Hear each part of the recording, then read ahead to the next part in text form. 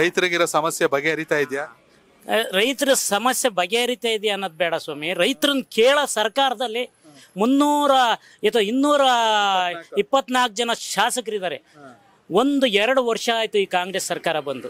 2 ವರ್ಷದಿಂದವ ನೀನ್ ಕಳ್ಳ ಅನ್ನೋದು ಬಿಟ್ರೆ ರೈತರ ಬಗ್ಗೆ ಮಾತಾಡಿರೋದಿಲ್ಲ ಒಬ್ಬ ಶಾಸಕನಲ್ಲಿ ನಾವು ಕಾಣ್ತಾ ಇದೀವ. ಎಲ್ಲ ಒಂದ್ಸರಿ ಕುಮಾರಸ್ವಾಮಿ ಒಬ್ರು ಅವ್ರು ಮುಖ್ಯಮಂತ್ರಿ ಆದಾಗ ರೈತ ಸಾಲ ಮನ್ನಾ ಅವು ಇವು ಮಾಡಿದ್ರು.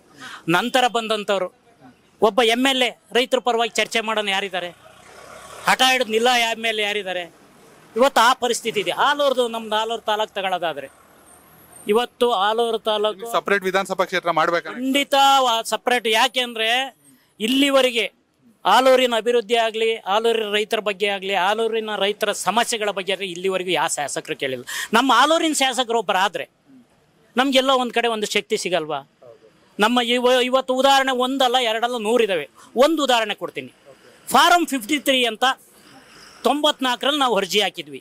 ರೈತರು ಸಾವಿರಾರು ಎಕರೆಗಳಲ್ಲಿ ಜೀವನ ಮಾಡ್ತಾ ಇದ್ದಾರೆ. ರೈತರ ಕುಟುಂಬಗಳು ಏನು ಒಂದು 3 ಕುಟುಂಬಗಳಲ್ಲಿ 4-5 ಜನ ಸದಸ್ಯರಿದ್ದಾರೆ.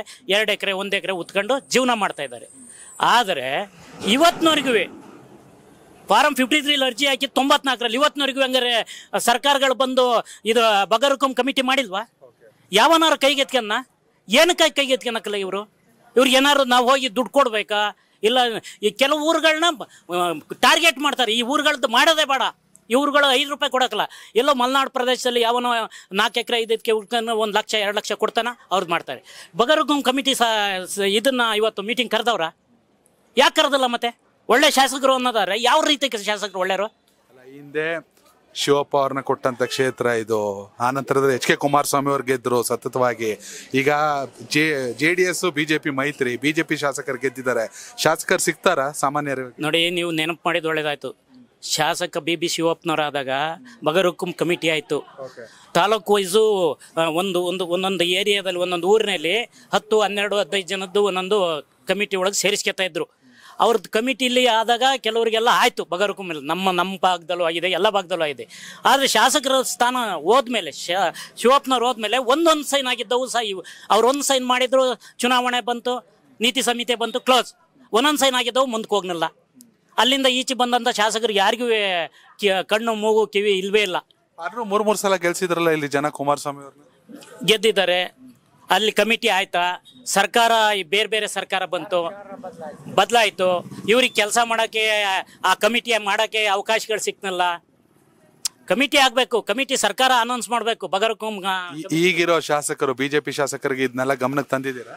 ಖಂಡಿತ ತಂದಿದ್ದೀವಿ. ಅರ್ಜಿ ಕೊಟ್ಟಿದ್ದೀವಿ. ಅವ್ರ ಮನೆ ಬಾಗಿಲಿಗೂ ಹೋಗಿದ್ದೀವಿ. ಬಗರ್ಹುಕುಂ ಕಮಿಟಿ ಮೀಟಿಂಗ್ ಕರೀರಿ ಅಂದಿದ್ದೀವಿ. ಇವತ್ತು ಹೇಳ್ತಾ ಇದ್ದಾರೆ ಕೆಲವು ತಾಲೂಕಿನಲ್ಲಿ 3 ಕಿಲೋಮೀಟರ್ ಸುತ್ತ ಮಾಡಕ್ಕೆ ಬರಲ್ಲ ಅಂತಾರೆ. ಅವತ್ತು ನಾವು ಕೊಟ್ಟಿರೋದು 1994ರಲ್ಲಿ ಅರ್ಜಿ. ಅವತ್ತೇ ಮಾಡಬೇಕಾದ್ದು. ಅವತ್ತೇ ನಾವೆಲ್ಲ ಉತ್ಕೊಂಡಿರೋದು. ಹೆಚ್ಚು ಕಡಿಮೆ 60-70 ವರ್ಷದಿಂದ ನಾವು ಜಮೀನನ್ನ ಉತ್ಕೊಂಡಿದ್ದೀವಿ, ಸಾಕು ಮಾಡ್ತಾ ಇದ್ದೀವಿ. ನಮ್ಮ ಮಕ್ಕಳು ಮರಿ ಸಾಕ್ತಾ ಇದ್ದೀವಿ. ಅದರಲ್ಲಿ ನಮ್ಮ ಜೀವನ ಅದರಲ್ಲಿ ಮಾಡ್ತಾ ಇದ್ದೀವಿ. ಇವತ್ತಿನವರೆಗೂ ಮಾಡಕ್ಕಲ್ಲ, ಇವತ್ತು ಮಾಡಕ್ಕಲ್ಲ ಅಂತ ಹೇಳ್ತಾ ಇದ್ದಾರಲ್ಲ. ಇವತ್ತು ಬಂದಂಥ ಕಾನೂನು ನಾವು ಕೇಳ್ತಾ ಇಲ್ಲ. ನಾವು ಹಿಂದೆ ನಮಗಿತ್ತ ಕಾನೂನಲ್ಲಿ ಮಾಡಿಕೊಡಿ, ಅದನ್ನು ಮಾಡ್ತಾ ಇಲ್ಲ. ಇದೊಂದು ಆಯ್ತಾ? ಇವತ್ತು ವಾಟೆಗೊಳೆ ಗ್ರ್ಯಾಂಟೇ ಇಲ್ಲ. ಯಾವನ್ನ ಹಾಕಿಸ್ಕೆ ಬರಬೇಕು? ಒಬ್ಬ ರೈತ ಹೋಗಿ ಹಾಕಿಸ್ಕೊಡ್ತಾರಾ? ಗ್ರ್ಯಾಂಟ್ ಇವತ್ತಿನವರೆಗೂ ಇಲ್ಲ.